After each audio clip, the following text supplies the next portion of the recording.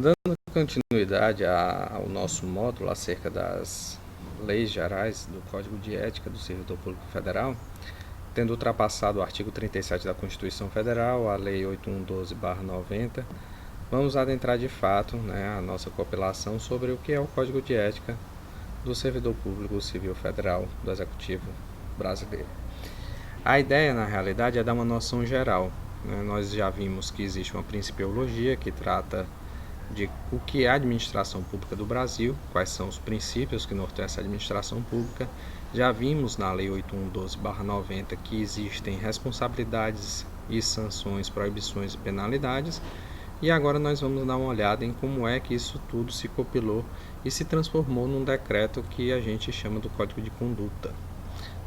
Vamos dar uma olhada e aí, ao final, a gente vai ter uma noção geral do que é esse Código de Ética do Servidor Público Federal.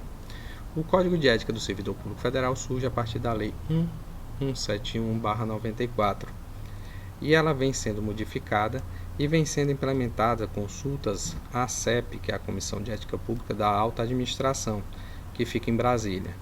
A cada vez que você faz uma consulta dessa a um caso que não consegue ser solucionado em uma das comissões de ética local, você gera uma jurisprudência ética para ser implementada numa dessas casas, numa dessas localidades menores.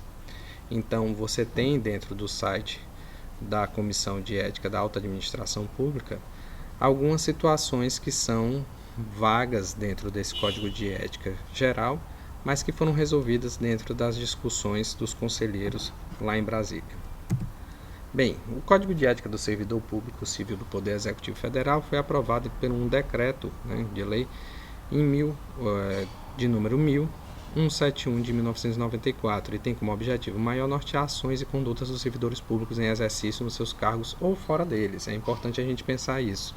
Não é só enquanto você está no exercício da sua função, mas também fora da sua função, você acaba sendo norteado pelo Código de Ética. Compreende-se que os atos e condutas são direcionadores de uma preservação da honra e da tradição do serviço público em suas mais diversas instâncias. Alguns podem dizer, só pode ser mesmo, tradição, honra e etc., e resgatar os aspectos históricos burocráticos do serviço público brasileiro.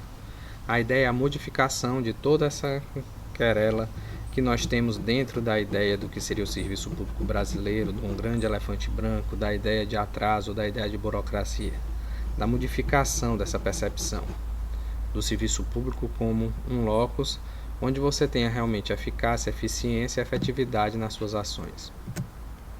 O Código de Ética Pública, em termos de texto, divide-se em 3 seções.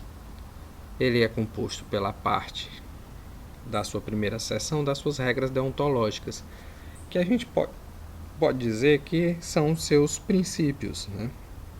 Lá nessa sua primeira seção, que é logo a sua abertura, você vai ter as suas premissas. A segunda parte diz respeito aos deveres e a terceira seção diz respeito às vedações ao servidor público. Então, a primeira seção do Código determina valores éticos norteadores dos atos e condutas do servidor público. Aqui nós temos quase que diretamente ligado no texto, se você for analisar, e quase que explícito, uma influência do artigo 37 da nossa Constituição no nosso Código de Ética. Para exemplificar, eu trouxe esse trechinho aqui, que é o inciso 9. A cortesia, a boa vontade, o cuidado e o tempo dedicados ao serviço público caracterizam o esforço pela disciplina. Tratar mal uma pessoa que paga seus tributos, direto ou indiretamente, significa causar-lhe dano moral. Da mesma forma, causar dano a qualquer bem pertencente ao patrimônio público, deteriorando-o por descuido ou má vontade, não constitui apenas uma ofensa ao equipamento e às instalações ou ao Estado, mas a todos os homens de boa vontade que dedicaram sua inteligência, seu tempo, suas esperanças e seus esforços para construí-los. Então, nota-se aqui que você tem valores por trás desse texto. Não existe nada determinante, não existe nada proibitivo. Existem valores, princípios. Assim como na seção 1, que é dedicada aos princípios norteadores éticos das ações dos servidores públicos, a seção 2 já discorre sobre deveres de forma mais taxativa, inspirando-se já numa lei que está estabelecida, qual seja a 8112/90 que nós vimos. Vamos ver as alíneas abaixo e ver como ela se apresenta e como está muito próximo do que já foi dito sobre a Lei 8112. Exercer suas atribuições com rapidez, perfeição e rendimento, pondo fim ou procurando prioritariamente resolver situações procrastinatórias, principalmente diante de filas ou qualquer outra espécie de atraso, na prestação dos serviços pelo setor em que exerça suas atribuições, com o fim de evitar dano moral ao usuário. Ter consciência de seu trabalho, de que seu trabalho é regido por princípios éticos que se materializam na adequada prestação dos serviços públicos. E principalmente, aqui nessa linha G, ser cortês, ter urbanidade, disponibilidade e atenção, respeitando a capacidade e as limitações individuais de todos os usuários do serviço público, sem qualquer espécie de preconceito ou distinção de raça, sexo, nacionalidade, cor, idade, religião, cunho político e posição social, abstendo-se dessa forma de causar-lhe dano moral. Essa parece ser tirada diretamente da Lei 8112, em suas palavras, em suas tipificações. As outras duas anteriores que eu coloquei é justamente para mostrar esse efeito transitório entre a 8112 e o artigo 37. Existe uma principiologia, mas já é mais taxativo como a 8112. Dando continuidade aos elementos que são inspirados na 8112, nós temos a seção 3, que já traz em seu bojo condutas e ações que são proibidas, que são vedadas, que são mal vistas, que são repudiadas aos servidores públicos e que são expressas de maneiras literais. E as mesmas são de suma importância para o conhecimento dos servidores públicos, né? Aqui nos ateremos em algumas alíneas a títulos simplesmente exemplificativos, né? O uso de cargo, função, facilidade, amizade, tempo, posição, influência para obter qualquer favorecimento para si ou para outro.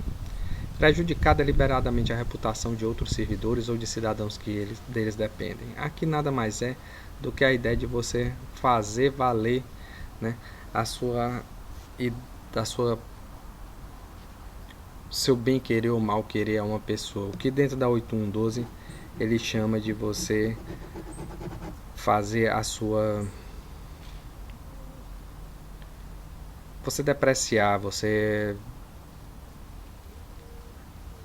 enfim, é você mostrar o seu desapreço a um par, né? Ser em função de seu espírito de solidariedade conivente com o erro ou infração a este código de ética ou código de ética da sua profissão. Você não ser conivente quando você vê um erro, né? Você viu o erro, se você vir, acione. Usar de artifícios para procrastinar ou dificultar o exercício regular de direito por qualquer pessoa, causando-lhe dano moral ou material. Enfim, recomendamos, por mais longo que seja, a leitura na íntegra do Código de Ética para o conhecimento das proibições e vedações. Eu falei por mais longo que seja, mas ele não é longo. É longo se você pegar a compilação que nós deixamos aqui como material, porque tem as emendas e tem algumas dicas. Inclusive traz as alterações e traz algumas outras situações que são do cotidiano, como eu falei em videoaulas anteriores, situações como recebimento de brindes, como é que você faz para ganhar um brinde, como é que você faz para ganhar um presente sem que isso se caracterize como algum tipo de suborno. Lá tem constante, lá tem como fazê-lo. Então é interessante você ter isso em mãos para poder não cair nesse tipo de pegadinha do cotidiano. Qualquer dúvida também você pode nos consultar a Comissão de Ética Pública, né? Toda instituição federal hoje em dia tem uma Comissão de Ética Pública, né? A Comissão de Ética Pública foi criada pelo Decreto 1171, né? 1171 de 1994, que estabeleceu que todos os órgãos e entidades da administração pública, direta ou indireta, autárquica e fundacional, ou qualquer órgão ou entidade que exerça atribuições delegadas pelo poder público, deva tê-la. Ela é encarregada de orientar, aconselhar sobre a ética profissional do servidor, no tratamento com pessoas e com patrimônio público, competindo-lhe conhecer concretamente de imputação ou de procedimento suscetível de censura, podendo ser provocada mediante denúncia ou de ofício. Na Unilab, que é o nosso caso, a Comissão de Ética Pública foi instituída por uma portaria, né, de número 686, de 21 de agosto de 2015. A nossa Comissão de Ética é integrada ao Sistema de Gestão de Ética Nacional, instituída pelo Poder Executivo Federal por meio do Decreto 6029 de 2007 e está sob a coordenação, avaliação e supervisão da Comissão de Ética Pública da Presidência da República. Nós respondemos diretamente a essa Comissão de Ética da Presidência da República, que é a Comissão de Ética maior, que coordena os nossos assuntos. Anualmente, os nossos pares que fazem parte da nossa Comissão de Ética fazem cursos para se atualizarem nessa Comissão de Ética maior da Presidência da República, da Alta Administração, e estarem sempre atentos às novas mudanças, aos nossos novos rumos em termos de administração pública, para melhor se adequar, né? E estão sempre mandando informações acerca da mudança de leis, acerca da mudança de posicionamento de gestão dentro dos órgãos públicos. Como é que funciona a CEP no final das contas? Bem, a CEP recebe demandas da ouvidoria ou demandas que chegam diretamente à reitoria ou que chegam até nós. Essas demandas elas podem chegar de maneira anônima, elas podem chegar por escrito, elas podem chegar por e-mail. Quando há um enquadramento da conduta dentro de alguns artigos que um servidor, que um professor, que um aluno faz e que você constata que ali houve uma quebra da conduta ética, instaura-se assim um inquérito, um procedimento administrativo seguindo todo um rito que é padronizado pela Comissão de Ética Pública da Presidência. A depender do servidor envolvido na denúncia, a comissão tem 2 encaminhamentos. Se o servidor for da alta administração, suponhamos um diretor, pró-reitor, servidor de gabinete, a apuração é feita pela Comissão de Ética Pública da Presidência, né? Principalmente aqui no caso, se for um órgão, né, maior como a reitoria. Mas se esse servidor não for dessa alta administração dita, né, a apuração é feita pela nossa própria Comissão de Ética, né, que é composta por 3 membros titulares e 3 suplentes, além do presidente. Chegando a nós essa apuração, né, de que houve uma falta do servidor, existem 3 procedimentos: uma notificação por escrito, que é uma advertência, e faça um registro, né, um convite para que o servidor tenha uma conversa com a comissão. A ideia é muito mais educativa e instrutiva para que haja uma melhoria do clima de trabalho e do atendimento dos serviços, além da redução de processos administrativos disciplinares. Em caso de não entendimento após a advertência, emite-se um termo de ajustamento de conduta assinado pelo servidor e registrado na comissão.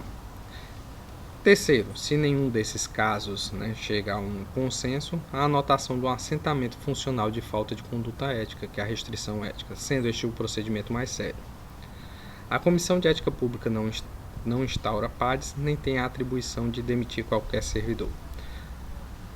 Entretanto, a gente pode indicar à corregedoria que apure o caso quando não nos pertine adentrar em determinadas situações que consideramos serem típicas de um PAD ou de uma sindicância. Os relatórios anuais alimentam os bancos de dados da Comissão de Ética Pública maior e são divulgados internamente para estudos e campanhas e ações específicas. No caso especificamente de uma CEP, como é o caso da Unilab, a gente tem uma situação sui generis. Nós trabalhamos com educação. Então, a ideia da ética vinculada a um órgão de educação, a um IES, né, uma instituição de educação superior, é trabalhar sempre na ideia de aprendizado. Aprendemos nós, enquanto comissão de ética, e tentamos fazer, né, do nosso papel, um papel de educadores também. Então, para nós, fica aqui um aprendizado que nós não nascemos sabendo. Nós aprendemos e é no aprendizado que escolhemos e decidimos. Nada mais ético do que isso, a escolha e a decisão, né? É ético escolher e decidir, né? Um passarinho ele não é ético porque ele não escolhe se vai comer ou se vai voar, é instintivo, né? As escolhas e decisões podem ser boas e ruins, e daí o componente ético e moral, a partir de parâmetros que determinamos. Esses parâmetros é que são importantes serem discutidos, esses parâmetros é que são éticos. Então, qual a importância da educação na construção da decisão e das suas escolhas? Esse é o caso a se pensar. Bem-raja a todos vocês. Ficamos então para a nossa próxima videoaula, onde nós vamos trabalhar casos específicos, casos de assédio, assédio moral, assédio sexual, entre outras situações específicas do cotidiano das nossas universidades brasileiras. Até lá, se Deus quiser.